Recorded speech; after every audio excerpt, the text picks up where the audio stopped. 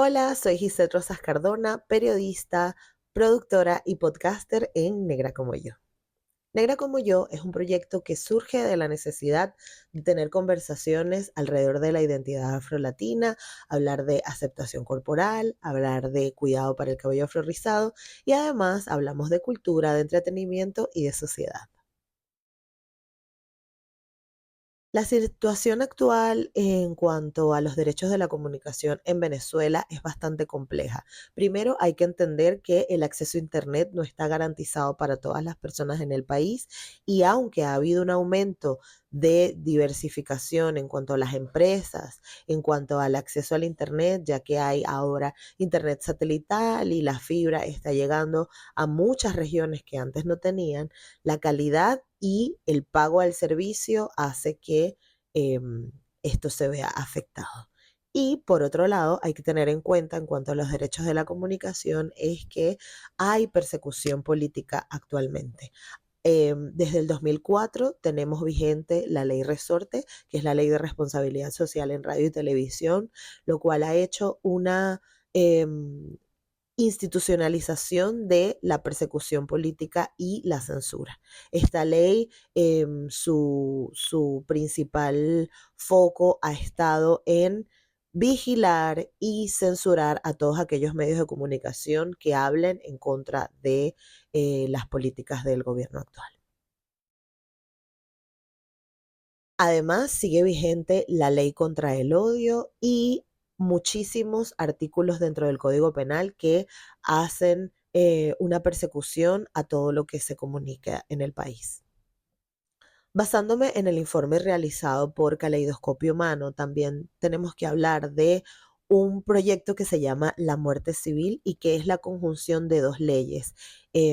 Por un lado, tenemos la ley anti-ONG, que lo que hace es que persigue a todas estas organizaciones que quieran establecer algún tipo de conexión comunitaria en cuanto a lo civil. Y por otro lado, tenemos el decreto de estado de conmoción exterior, lo cual dificulta que la ciudadanía pueda organizarse y pueda establecer conexiones y estrategias nuevas para comunicarse y para además resguardar y documentar toda la situación de persecución política. Además, eh, esta ley anti-ONG y este decreto lo que limitan es la organización ciudadana y además hacen que las personas dentro del territorio venezolano vivan en una constante zozobra y en un constante miedo a represalias. ¿Han cambiado estas condiciones a partir del desposeimiento de Maduro? Absolutamente no. Más bien lo que se ha generado es un clima de confusión y un clima de contradicción, porque tenemos por un lado a nuestros representantes políticos hablando de una transición pacífica y un estado de justicia porque han estado excarcelando y liberando a ciertos presos políticos, que además estos presos políticos son estratégicos. Entre ellos, por ejemplo, fue liberado el yerno de Edmundo González Urrutia, quien fue el candidato a las elecciones presidenciales del año 2024 y que representa, ¿no?, como una ficha de cambio en cuanto a todo lo que se ha tenido en cuenta de la persecución a los presos políticos y a toda la oposición política. Pero eso no significa que las personas que han sido encarceladas tanto en las protestas de 2014 como en el estallido social en 2017, han sido personas que no solo no tienen el alcance económico para poder tener servicios de derecho y para poder tener abogados de calidad, sino que al mismo tiempo son personas que han estado, que están encarceladas fuera de sus zonas o de la región donde viven sus familias, lo cual hace mucho más complicado que las familias lo visiten, puedan saber de ellas y puedan saber además las condiciones en las que están viviendo estas personas. Así que eso ha hecho que haya una división tanto en cuanto a la clase social como a eh, las zonas urbanas y una diferenciación entre las zonas urbanas y las personas que están encarceladas en zonas rurales, porque esto complica el acceso al transporte también, ya que el tener gasolina en Venezuela también es bien complicado, a pesar de que es un país petrolero. Acceder a la gasolina y a los recursos para el transporte también es bien complejo.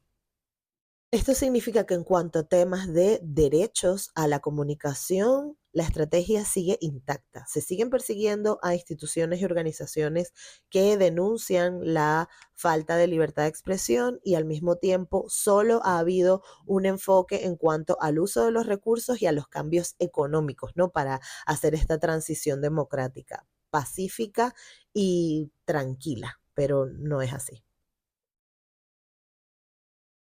Históricamente, Venezuela se ha caracterizado por ser un país que culturalmente ha buscado blanquear y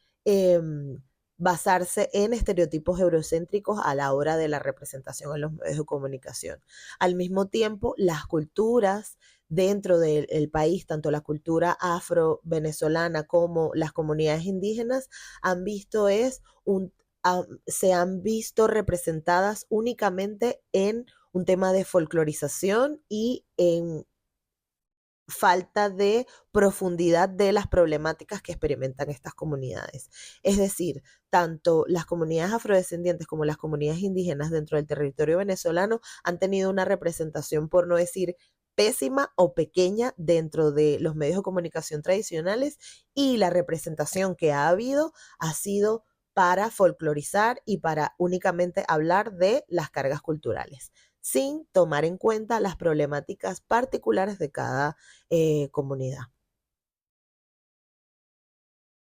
Y si esto es lo que sucede dentro del país, fuera también los medios de comunicación que se han ido generando a partir sobre todo de la gran ola migratoria de 2017, no representan toda la diversidad cultural que hay en Venezuela y tampoco tienen una perspectiva antirracista y decolonial. De hecho, me atrevería a decir que somos muy pocos los medios digitales y medios de comunicación que tienen un enfoque antirracista a la hora de comunicar sus noticias, y esto es fundamental porque eh, es momento de visibilizar la diversidad cultural en Venezuela, que es muy importante, porque además Venezuela cuenta con más del 40% de su población es afrodescendiente, a pesar de que los censos demuestran lo contrario, y es que los censos tienen un problema, y es que las preguntas no están hechas correctamente, así que generan una confusión en cuanto en términos de identidad para que las personas puedan reclamarse y nombrarse. Creo que la comunidad internacional debería enfocarse en hacer presión para que estas leyes opresivas, tanto como la ley anti-ONG, como el decreto de conmoción exterior y la ley resorte, sean tratadas y sean modificadas y sean removidas, ya que permitirán que la sociedad venezolana pueda expresarse y pueda organizarse de una forma muchísimo más genuina y no dentro del estereotipo que han utilizado históricamente las facciones políticas que hay en Venezuela, ¿no? En Venezuela hay una diversidad cultural y además hay un nuevo pensamiento político, solo que no se está viendo representado porque el acceso y el alcance de los medios de comunicación, ya que representa un gasto económico, hacen que las ONGs más pequeñas no puedan alcanzar. Y creo que también la comunidad internacional tiene una responsabilidad grandísima en